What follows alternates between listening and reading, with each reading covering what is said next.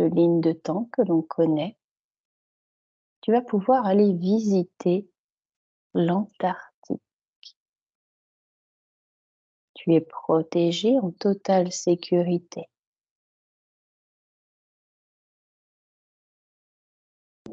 Et tout en visitant ce lieu, tu vas pouvoir me décrire ce que tu observes, l'ambiance, l'énergie qui s'y trouve.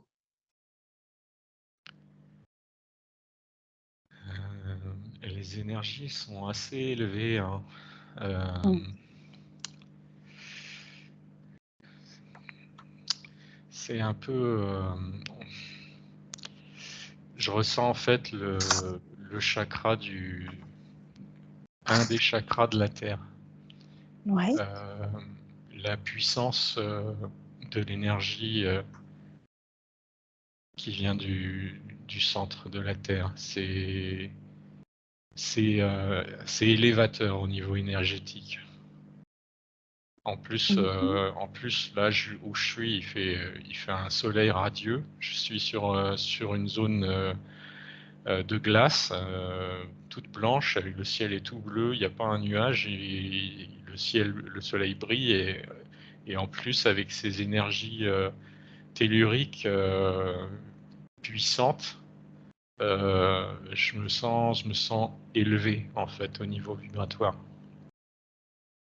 OK, ça t'impacte à un certain niveau finalement?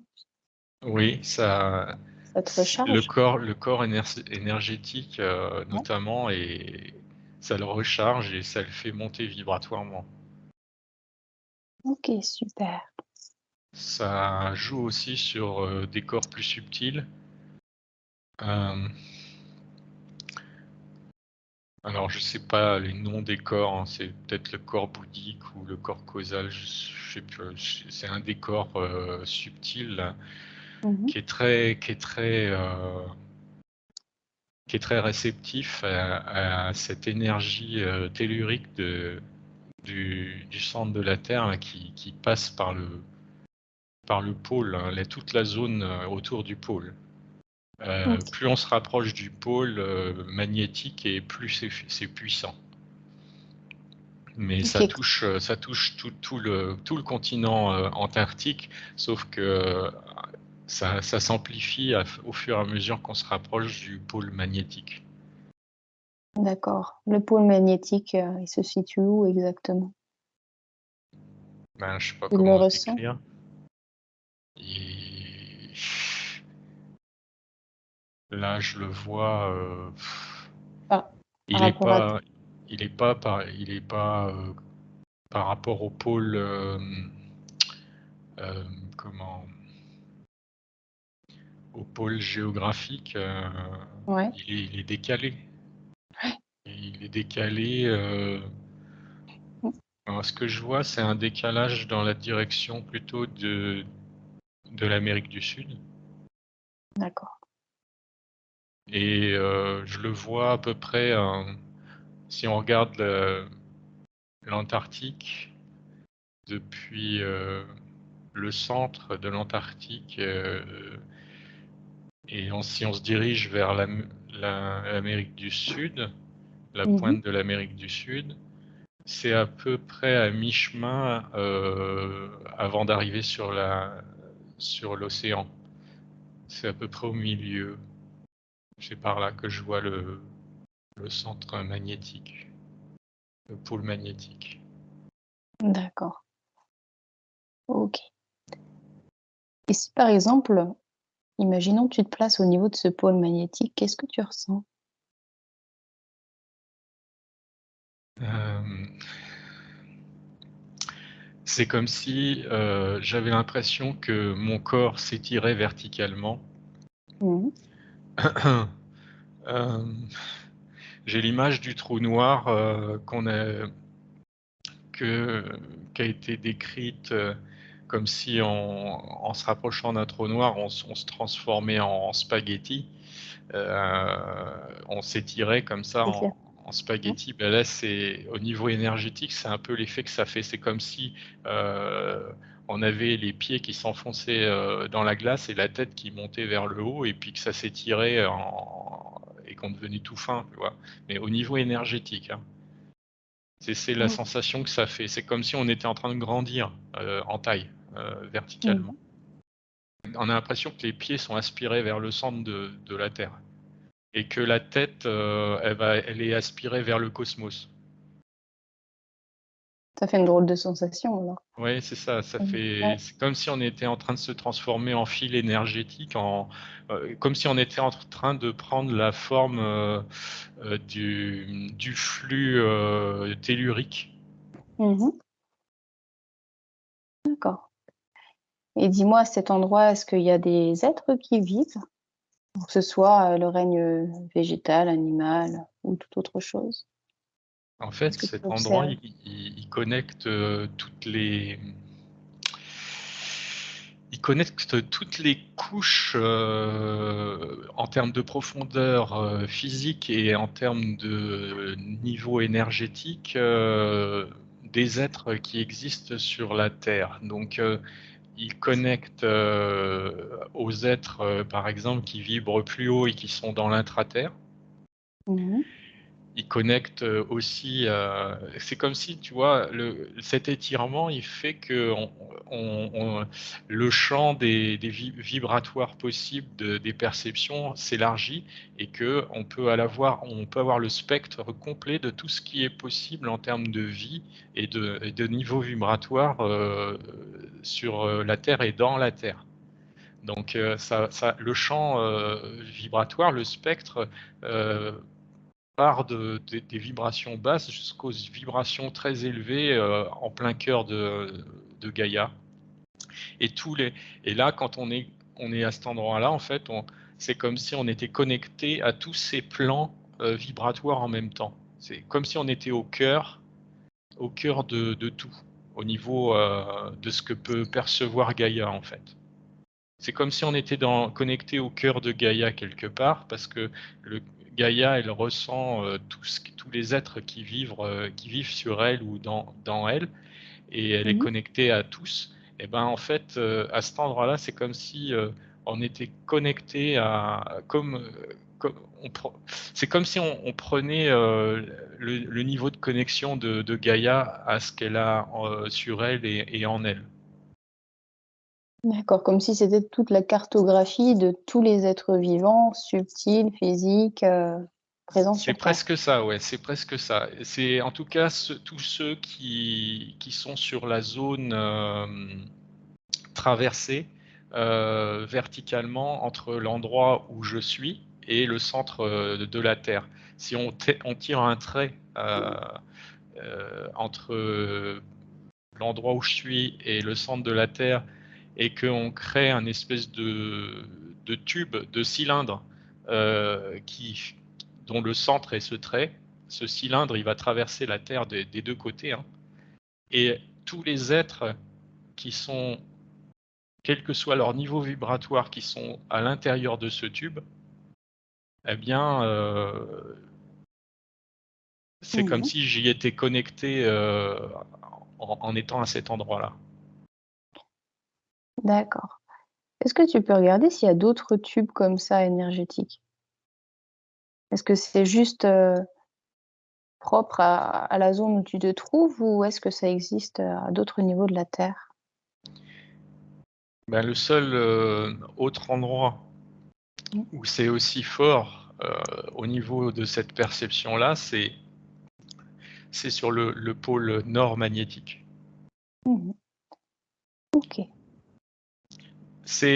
En fait, ce que je vois, c'est le toroïde, le Thor, la forme du Thor de Gaïa. C'est son corps énergétique, Mmh. donc ça fait comme un tube, au centre d'une sphère, le creuse. Mmh. Le tube, s'ouvre, en haut au niveau du pôle nord en faisant, OK. une Mmh. forme, de fontaine un peu, et ça redescend Et et ça refait pareil en bas? pareil en Mmh. bas, et en fait, quand on est à cet endroit-là, en fait, on est connecté à Gaïa globalement parce qu'on est vraiment sur ce flux central. Et ça donne une connexion particulièrement sur toute la zone creuse au niveau énergétique surtout de ce tore. Ok, parce que tu expliquais que on pouvait aussi ressentir tous les êtres de la planète, pas forcément tout ce qui est présent dans le tube énergétique, si on peut appeler ça comme ça. C'est le Oui, cas? mais c'est plus davantage ceux qui sont dans le tube énergétique. Plus on s'écarte du tube énergétique, moins c'est connecté. Mais ce qu'on ressent le plus, c'est ceux qui sont situés sur ce tube énergétique. C'est là que la connexion est la plus forte, en fait. Ok, d'accord. Est-ce que justement tu peux te connecter à des êtres qui sont présents dans ce tube énergétique? Oui. Qu'est-ce que tu vois? Alors, je vois des êtres humanoïdes qui vivent dans le centre enfin, dans une partie creuse de la Terre qui se trouve au niveau de l'Antarctique. Mmh.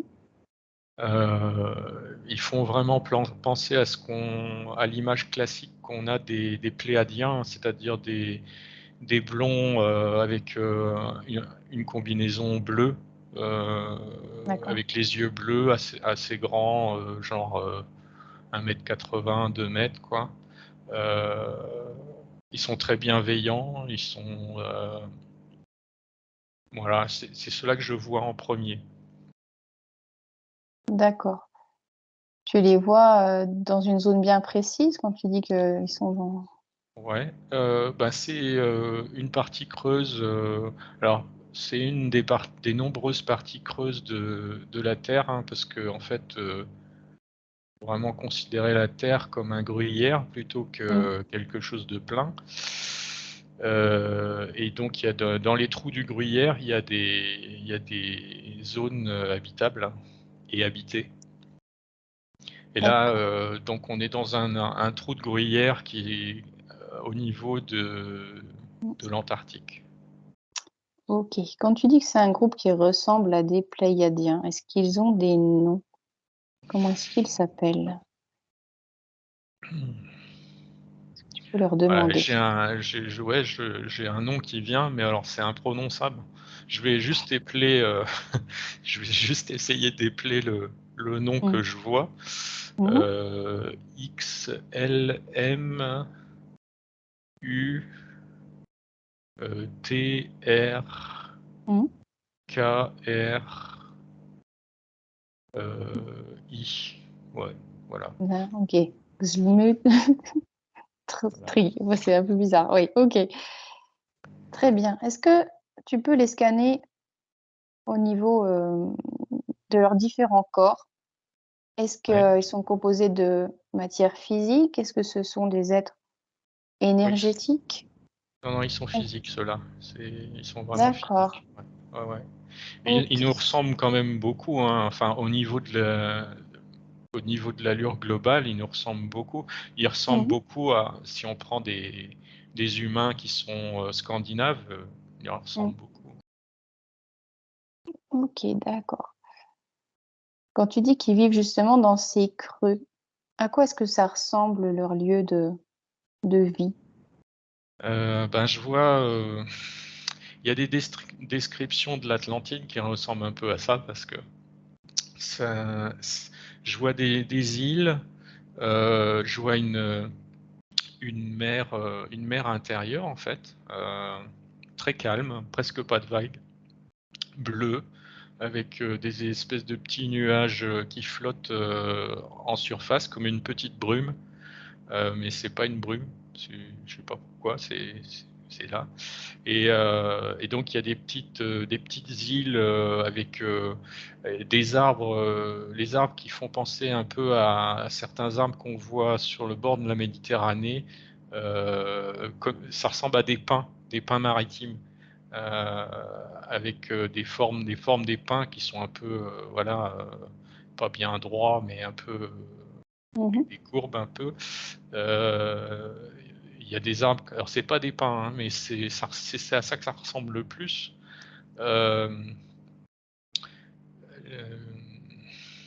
C'est bizarre parce que je vois sur ces petites îles, je vois des espèces de couleurs, genre rose orangé,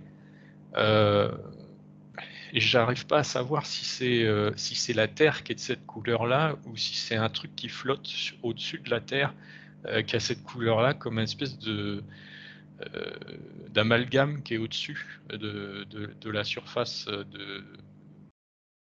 De la Terre, finalement. Quelque Ouais, chose séparé, quoi, qui flotte. Ok. c'est pas non plus c'est pas de la végétation, c'est comme si c'était un gaz qui était en suspens au-dessus et qui donne la couleur à l'île, quoi.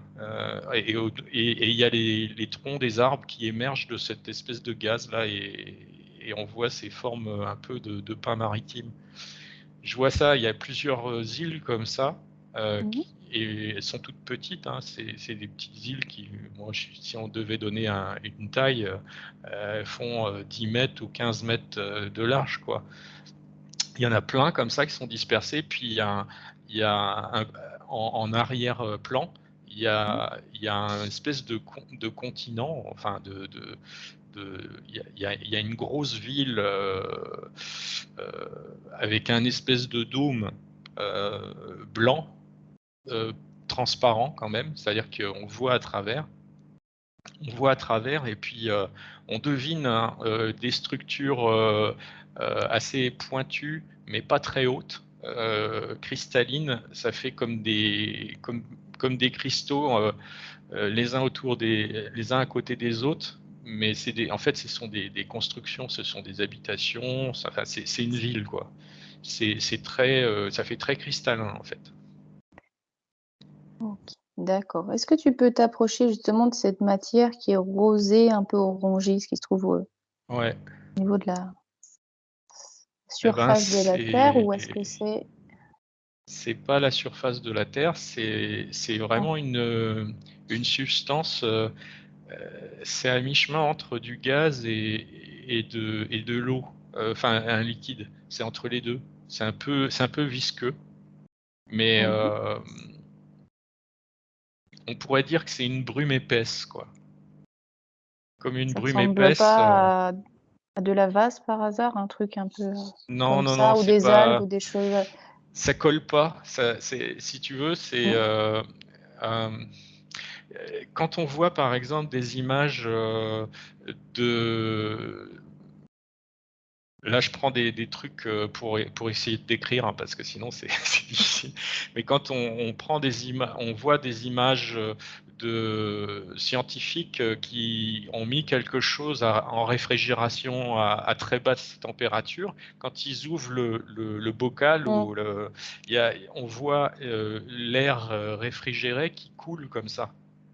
Ouais, d'accord, Euh, je vois. Mm. et ben, ça fait un peu ça, quoi. Ça fait un peu comme ça. Ouais, c'est un état particulier de la matière. Mm. Ok, très bien. Est-ce que tu peux justement regarder au niveau des arbres? Tu me dis qu'il y a des arbres. Comment est-ce qu'ils font pour pousser ces arbres? Est-ce qu'ils utilisent comme ceux de la surface la photosynthèse, ou comment est-ce que ça se passe? Ah ouais, c'est pareil, c'est de la photosynthèse. C'est juste Mhm. une variété qui n'existe pas en surface, hein, mais Mhm. sinon c'est le même processus. D'accord. Est-ce qu'il y a de la lumière dans ce lieu-là que tu observes? Ah oui, oui, oui, il y a de la lumière. Alors, c'est bizarre parce qu'on voit pas de soleil, on voit pas de source lumineuse précise. C'est comme si l'ensemble était rayonnant. C'est comme si en fait si on prend un trou de gruyère, le dôme du trou, Mhm. sa structure elle-même était lumineuse en fait. Ça doit être lié au niveau vibratoire ambiant qui est élevé, qui fait que ça rayonne de la lumière naturellement. Il y a pas besoin d'en rajouter en fait. Ok. Est-ce que tu peux demander confirmation à un être qui vit justement à cet endroit? Ouais, je vais Mhm. demander. lui demander comment ça fonctionne pour avoir de la lumière dans ce lieu. Alors, il m'explique que c'est comme s'ils avaient programmé, mentalement, enfin pas mentalement, mais avec, leur pouvoir créateur, ils ont programmé, la structure, des parois de cette, OK. Mmh. caverne, enfin ou de cette, Cavité? Mmh. cavité. Mmh. Ils l'ont programmé, ils l'ont reprogrammé pour qu'elle ait, un comportement, à peu près équivalent à un comportement cristallin et pour que, ce comportement produise de la lumière, D'accord. naturellement, en fait. Il y a pas besoin. Après c'est une fois que c'est programmé, ça reste comme ça bouge pas et ça nécessite pas d'énergie, c'est naturel. OK, super. Est-ce qu'on peut continuer à échanger avec cet être-là, qui est d'accord pour qu'on lui pose d'autres questions sur Ouais, son ouais, environnement? Ouais? il a le temps, il est dispo. OK. Tout à l'heure, tu me parlais d'un dôme qui avait des structures aussi à l'intérieur. Pourquoi justement, il y a la présence de ce dôme? Est-ce qu'il a une fonction? À quoi il sert? Alors, il a un rôle de protection. Hem, En fait, il m'explique que, heu, là, au moment où on parle, hem, l'environnement, terrestre et puis, extraterrestre, en tout cas surtout la la la zone du système solaire, elle est nettoyée d'êtres régressifs. Mais c'était pas le cas il y a un peu plus temps en avant, quand on recule un peu dans le temps, c'était Mmh. pas ça a pas toujours été le cas et puis ça peut très bien évoluer, dans l'avenir, pas forcément dans le bon sens, on sait jamais, donc cette espèce de, dôme, sert de protection, donc il ne laisse, pénétrer à l'intérieur, que ce qui vibre à un certain niveau vibratoire et tout le reste, s'il y a un contact avec la surface du dôme, c'est comme si ça désintégrait l'être en question. OK, ça le repousse en fait ou bien ça le désintègre Ça carrément? le désintègre carrément, ouais, D'accord. OK. Il est de quelle matière? Est-ce que c'est une matière ou au contraire c'est autre chose? c'est plus un champ. D'accord. Heu, c'est pas un champ magnétique, mais ça se rapproche d'un espèce de paroi magnétique. C'est un En fait, c'est une zone très fine où il y a une très haute, variation, fréquentielle. Ça monte beaucoup et ça redescend à la valeur initiale et cette espèce de grosse variation, brutale énergétique, Mmh. elle est pas supportable, pour des êtres, qui vibrent, trop bas. C'est comme si, d'un seul coup, ils prenaient une décharge électrique et puis, paf, ils crèvent, quoi. Ça dézingue, D'accord. je suis désolé, hein, pour le langage. Ça dézingue, On comprend l'essentiel. Mmh. la structure même moléculaire de l'être, qui De vibre, l'être. Ouais. trop bas. C'est-à-dire que, c'est pas la structure de sa matière ne peut pas supporter une telle impulsion, d'énergie. C'est trop fort. Donc Mmh. ça le désintègre, en fait. OK. Parce que toi, tu me dis que tu as réussi finalement à l'observer, donc c'est avec, ta conscience que tu l'observes, mais est-ce qu'au niveau physique, on peut l'observer également? Des êtres qui entreraient dans ce lieu, de mat en matière, Bah, arriveraient ça à se voit. l'observer ce dôme? Ouais, ça se Oui, voit? si ça se voit parce Mmh. que en fait, tout ce qui est à l'intérieur du dôme, est un peu plus lumineux que ce qui est à l'extérieur du dôme. il y a une légère variation de niveau de luminosité. D'accord. On voit qu'il y a une espèce de frontière Une fine frontière. invisible quand même, mais qui fait une transition de niveau de luminosité qui fait OK. qu'on voit bien qu'il y a quelque chose à cet endroit-là, mais voilà, c'est pas, si on se rapproche, on voit pas de quelque chose de concret, quoi. OK, super. Tout à l'heure, tu me parlais de structures cristallines à l'intérieur. Qu'est-ce que c'est? Alors c'est les matériaux qu'ils utilisent pour construire les habitations, tout ce qu'ils utilisent Mmh. pour construire, pas forcément des lieux d'habitation, ça peut être aussi heu, tout ce qu'on peut imaginer dans une ville, hein, mais c'est avec une architecture bien particulière, c'est assez pointu. Ça ressemble vraiment à des cristaux, qui pointent vers le haut, un peu comme des obélisques, hein. Ça fait un peu penser à des obélisques, heu, pour la plupart des formes que je vois. Et le contenu c'est des matériaux qui sont assez transparents, qui ont une structure cristalline. Alors c'est pas des cristaux naturels, c'est des cristaux, des cristaux qui sont créés de façon artificielle, mais euh, voilà, ça a la propriété des propriétés cristallines. Quand tu dis que ça a été créé artificiellement, comment est-ce qu'ils ont fait ça? Alors,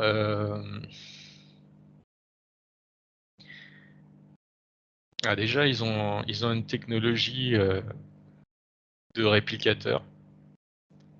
Donc ils ont cette technologie-là. C'est banal pour eux. Donc les réplicateurs, je ne sais pas s'il faut que j'explique. Est-ce Non, que je pense que j'explique, ça parle à tout le monde? ça porte bien son nom après, Voilà. Donc en fait, ils ont, ils sont capables de prendre une structure cristalline naturelle ou de base. fabriquée de façon artificielle, mais en petite quantité. Puis après, avec les réplicateurs, ils vont la développer en grosse quantité. Puis ensuite, ils ont des techniques d'antigravité, ce qui fait qu'ils peuvent déplacer des blocs facilement et puis les assembler très facilement. Voilà, c'est euh, c'est assez facile pour eux, hein. OK, d'accord. Est-ce que tu peux demander à cet être pourquoi ce matériau et pas un autre? Est-ce que ça a un but, une fonction? Alors il y a le premier but qu'on me dit, c'est que ça favorise la connectivité entre les membres de cette ville, enfin entre les êtres qui y vivent. Mmh. Ça, la nature cristalline de toutes ces constructions, euh, ça permet que les flux d'informations entre les consciences Circule soient mieux. plus faciles, Mmh. voilà, ça homogénéise au niveau énergétique et informationnel et ça favorise une certaine unité sans uniformiser nécessairement les gens, mais euh, ça, ça a une fonction d'harmonisation, hein, et donc ça participe à la paix et la sérénité au sein de la cité. Donc ça, c'est un des aspects. Alors il y a d'autres raisons, hein. Euh, alors il y a une autre raison, c'est lié à la luminosité. Puisque en fait c'est presque transparent, mais ça peut changer un peu de niveau de transparence en fonction des besoins. Et du coup, Avec l'éclairage naturel qu'il y a de l'environnement extérieur, c'est comme s'il y avait de la lumière partout, sans nécessité d'éclairage artificiel, en plus, quoi. Donc il y a au niveau éclairage, au niveau de luminosité, c'est favorable pour ça. Ça a aussi des propriétés énergétiques. Ça permet de capter, on va dire, de l'énergie libre, pour simplifier, qui permet de faire fonctionner plein d'appareils qu'ils ont besoin de faire fonctionner. Ça capte, c'est en liaison avec les énergies telluriques, hein. C'est un peu comme l'énergie qui est captée par les pyramides égyptiennes, mais en ayant une forme différente. Là, c'est plus des formes d'obélisques un peu, et ça permet de capter cette énergie-là, et elle est transformée en énergie pour faire marcher tout ce qu'ils veulent faire marcher, quoi. Donc voilà, il y a ça. Je regarde s'il y a une autre utilisation de ces cristaux, mais Ouais, je te laisse regarder. il y a aussi l'aspect esthétique, hein, parce que franchement, c'est beau. C'est beau parce que comme c'est presque transparent, il y a beaucoup de végétation, donc en fait, la végétation, par transparence, elle se voit à travers les bâtiments, et donc c'est presque comme si on n'a pas l'impression d'être dans une ville, parce que c'est pas oppressant comme une ville de, de, de notre époque. Il y a pas cette opacité et ces murs. Là, on a l'impression qu'il n'y a pas de frontières, il n'y a pas de la vue est dégagée, et puis les espaces sont verts, et on voit bien. C'est comme si on était dans un grand parc, mais et que les structures cristallines sont quasiment transparentes, et elles ne bloquent pas la vue, elles ne bloquent pas le. Ça donne un effet de grandeur, quoi. Ouais, c'est ça.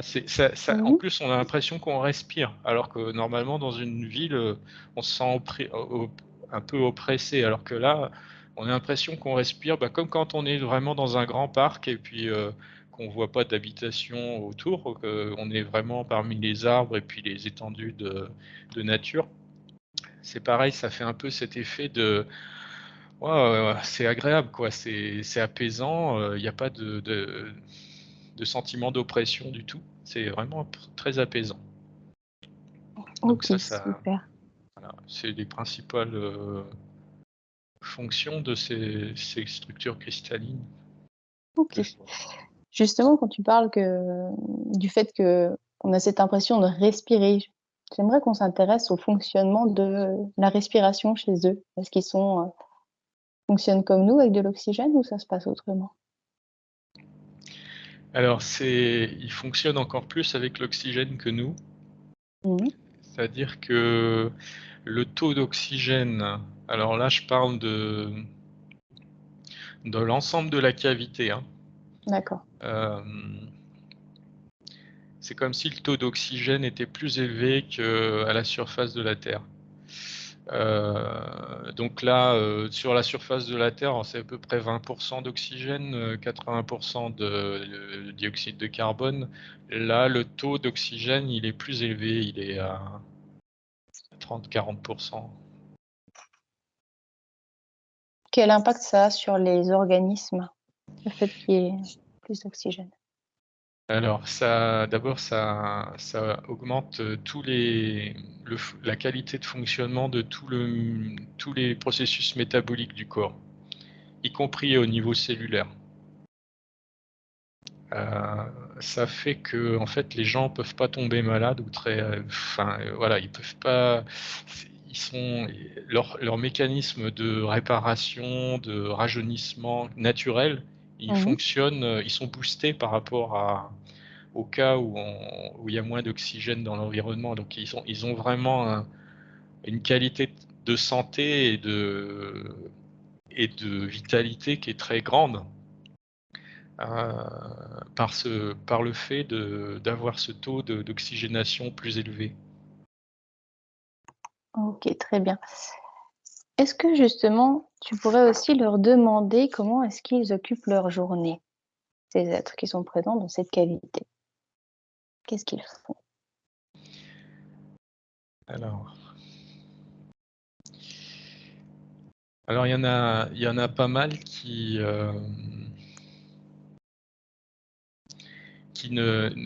voyagent beaucoup, hein, en fait, la zone où on est là, en fait, ça leur sert un peu d'hôtel pour dormir. De QG? J'exagère, Mmh. mais c'est un peu Mmh. ça. Et le reste du temps, ils prennent des vaisseaux et puis ben, ils vont vivre plein de choses, d'activités, pas nécessairement sur la Terre. Ça peut être sur d'autres planètes ou sur des stations spatiales. Des activités très variées. Ça peut être du commercial, du diplomatique, de l'exploratoire, ça peut être des recherches minières, ça peut être du développement d'agriculture sur d'autres planètes. Ça peut être aussi des interactions avec des êtres qui sont en surface de la Terre, hein, parce que bah, il y a un éveil là, au moment où je regarde, l'éveil en surface, il est déjà plus avancé qu'est-ce qu'il est actuellement là. Et c'est C'est-à-dire que comme tu es sur si une ligne de temps future là? un petit peu, ouais, mais pas très D'accord. loin, hein, mais je dirais, s'il faut mettre des chiffres, on va dire, dans 20-30 ans, quoi. Mmh. Et donc il y a des interactions avec des êtres de la surface, qui sont même, on va dire fréquentes. Heu et ouais, il y a peu i c'est très varié en fait, hein, les activités qu'ils ont. Les activités, aussi, artistiques, créatrices. Mais c'est pas seulement, de la créativité, de la façon dont on est habitué à la connaître. Hem, Ça parle de créativité, sur la capacité, par exemple, justement de terraformer, de créer de la vie sur, des planètes qui n'ont pas encore, développé la vie. Mmh. Hem, ils ont ils sont suffisamment avancés pour, participer à des programmes comme ça en coopération avec d'autres êtres évolués, qui chacun, ayant leur spécificité, ben, bon, il y en a qui sont plus, spécialistes, par exemple en génétique, il y en a d'autres qui sont plus, spécialistes, en, heu, en chimie des sols, heu en énergétique, et cetera et donc ben, c'est des coopérations souvent. Souvent c'est pas une seule espèce, qui va, participer à un programme entier de terraforming. Je sais pas en français s'il y a un mot équivalent. Mais souvent ils font ça par équipe et ils bénéficient chacun des connaissances, des spécialités, que chacun ont et qui sont différentes selon les espèces, hein. OK. Ils sont là depuis quand ces êtres? Est-ce que tu peux le savoir ça? Alors, bah, c'est marrant parce que là, j'ai tout de suite l'Atlantide, la la civilisation atlante qui me vient à l'esprit. Donc il y a une connexion, hein. Il y a une connexion avec la civilisation atlante. C'est des rescapés ou autre chose? C'est marrant, hein, je sens qu'il y a une connexion avec les Atlantes. Je pourrais pas dire si c'est des rescapés, mais Bah, demande-leur tout simplement. ouais, je Mmh. leur demandais. Mmh.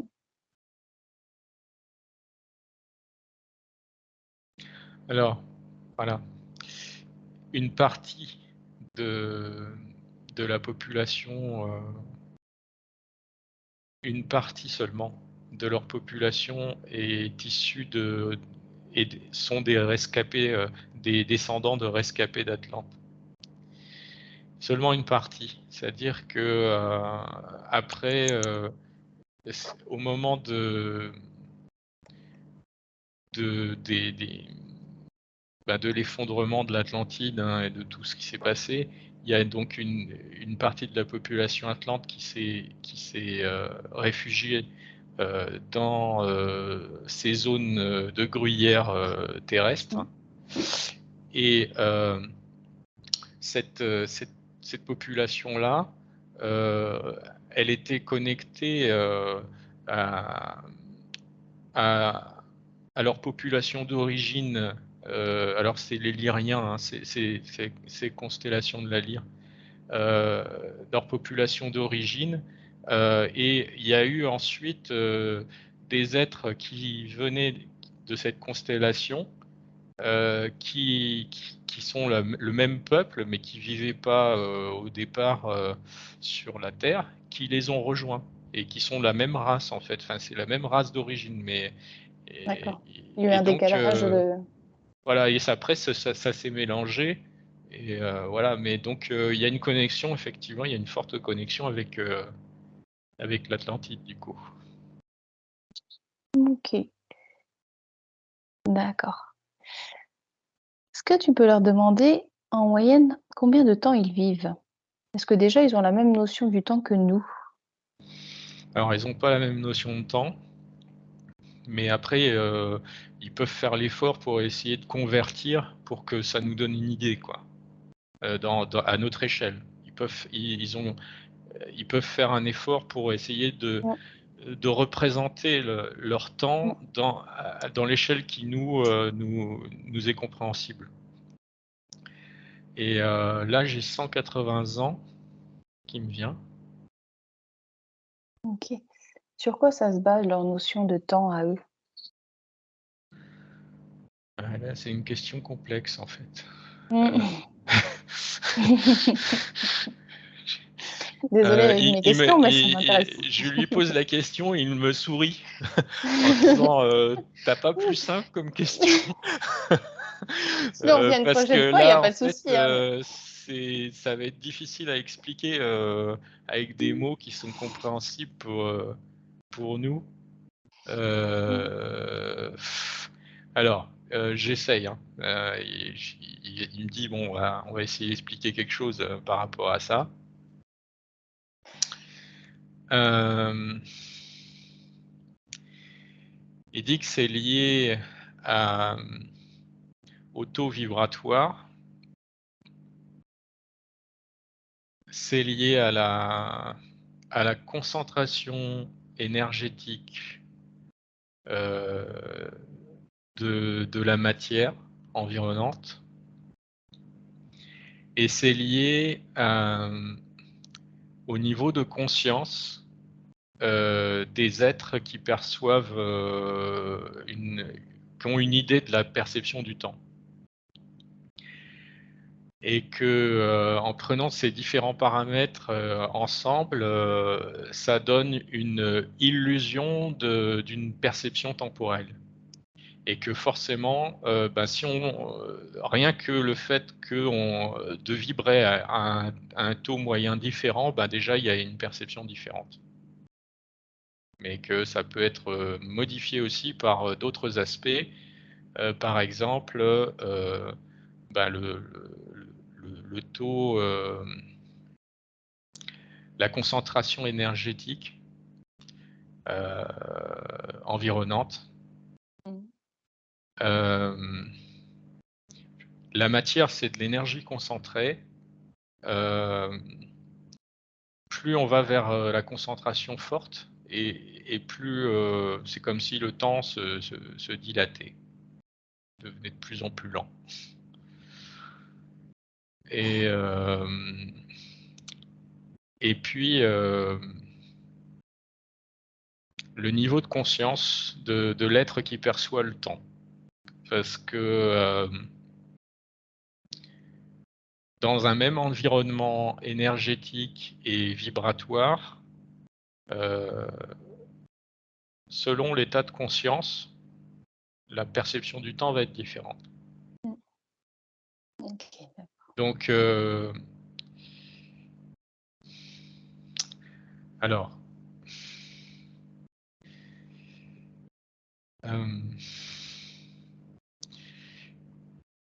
il y a une relation avec le niveau de conscience dans le mental pour simplifier, hein, et dans le cœur. Plus on est dans la conscience du mental et plus on va être dans une perception lente. Plus on va être dans une perception du cœur, c'est-à-dire indépendante du mental, plus au niveau du soi profond, de la conscience supérieure, et plus la perception va être rapide. OK, donc ils ont tous à peu près une perception du temps qui peut être différente. Oui, et bon, après ce sont en fait des conventions collectives, Mmh. des accords entre eux pour dire bon ben ça représente tant en termes de temps, telle quantité de temps. Mmh, Et mmh, mmh. forcément, ben, par rapport à nous, êtres humains, qui en plus vibrons pas à la même fréquence et puis qui sont même pas exactement de la même époque, puisque là, quand je lui pose la question, bon ben, je peux me placer sur son époque, mais je peux aussi me placer sur l'époque actuelle. Mmh. Et en fonction de l'endroit où je me place, ça va être différent, la conversion va être différente. OK. Donc c'est un peu D'accord. compliqué quand même. Oui. Mais si par exemple, on va pour l'expliquer à quelqu'un qui, a cette notion du temps, bah, voilà le soleil qui tourne, enfin la terre qui tourne autour du soleil, voilà, ça fait, à un moment il fait jour, à un moment il fait nuit. Comme eux, ils sont dans la terre finalement, ils ont cette lumière constamment et ils ont pas, de notion de temps comme nous, on peut avoir un cycle hormonal et cetera. Eux, ça fonctionne différemment. Alors ils ont quand même des cycles hormonaux, mais ils sont pas calés sur les mêmes rythmes que nous. Mmh. Hem, Ils sont évidemment, moins influencés par l'alternance de jour et de nuit, qui est visible en surface, hein, mais ils ont quand même un métabolisme, qui a, une activité, on va dire diurne et nocturne avec comment? Des cycles, Mmh. où il y a plus de vigilance et moins de vigilance. Ça existe aussi pour eux. Ils Ils sont ont 2 pas, systèmes nerveux comme nous, alors ils ont un parasympathique et le oui, sympathique. oui, oui, ils ont un système nerveux, alors qui est pas tout à fait pareil que le nôtre. Bah, déjà le cerveau, la boîte crânienne, un peu plus développée, c'est comme s'il y avait pas 2 hémisphères, hein. Alors c'est pas comme s'il y avait qu'un seul hémisphère, mais le corpus callosum, c'est ce qui fait la connexion entre nos 2 hémisphères, hein, principalement. C'est comme si cette zone de connexion entre les 2 hémisphères était plus large. Ce qui fait que, c'est plus uniformisé. C'est pas uniformisé, mais plus interconnecté. Il y a moins de séparation entre l'hémisphère gauche et l'hémisphère droite. C'est comme si presque ils avaient qu'un seul hémisphère, mais il y a une légère différence, mais elle est vraiment faible par rapport à notre structure de cerveau, où il y a vraiment deux hémisphères bien séparés. Ce que je comprends pas, c'est que tu dis que c'est plus large. Est-ce que c'est pas plutôt plus fin pour rapprocher les... Non. Plus C'est large. diffus, en fait. C'est quelque chose au centre qui est plus diffus et qui connecte les deux hémisphères. C'est ça. Euh, si on représente Ouais, le corpus callosum comme un espèce de câble ouais, le qui cube. connecte Ouais. les deux hémisphères, la taille du câble est plus grosse. Large, d'accord. Donc en fait, ils sont plus connectés, les deux parties sont tellement connectées que ça s'est fait presque comme si ça n'était qu'une seule. Ok. Et dans cette période actuelle, finalement, 20 à 30 ans plus tard, ils sont en connexion avec les humains. Et si on regarde par rapport à notre période, à nous, là, est-ce Mm. qu'il y a des êtres qui sont en contact avec des êtres humains sur la surface de la Terre? Oui, il y en a, mais pas beaucoup, hein. Mm. Il y en a pas beaucoup, mais ça va évoluer très rapidement. Quand tu Dans dis les... qu'ils sont en contact, c'est de manière télépathique ou même physique? Quelle Alors, forme? souvent télépathique, mais Mhm. physique aussi, mais plus rarement. Mais Mm. ça existe aussi, ouais. Ok. Avec, en général, ils sélectionnent, hein, les êtres humains avec lesquels ils vont rentrer en connexion télépathique ou physique. Ils les sélectionnent surtout sur leur niveau vibratoire. Mm. Donc, Niveau vibratoire ou niveau de conscience? ben, c'est connecté en fait, hein. Mm. C'est-à-dire que s'ils vibrent bas, leur conscience, elle est plus fermée, elle est moins réceptive, voilà. Alors que s'ils vibrent haut, en général, ils vont avoir plus d'ouverture d'esprit, ils vont être plus disposés à comprendre et à entendre certains messages. C'est intrinsèquement lié, mais quelqu'un, par exemple, qui a un niveau de conscience élevé, peut très bien avoir un moment dans sa vie où il va pas très bien, il va baisser ses vibrations, et Ouais, ouais, ouais. ça Bah, existe là, aussi. non, mais du Mm. coup, il se Mm. focalise surtout sur le niveau vibratoire et D'accord. du coup, si le niveau vibratoire est suffisamment élevé, Ouais. ben, ils, ils vont plutôt choisir une personne dans cet état-là, quoi, pour interagir. Ok, super. Eh ben, très bien. Eh bien, écoute, je pense qu'on va pouvoir les remercier pour les informations qu'ils nous ont transmises.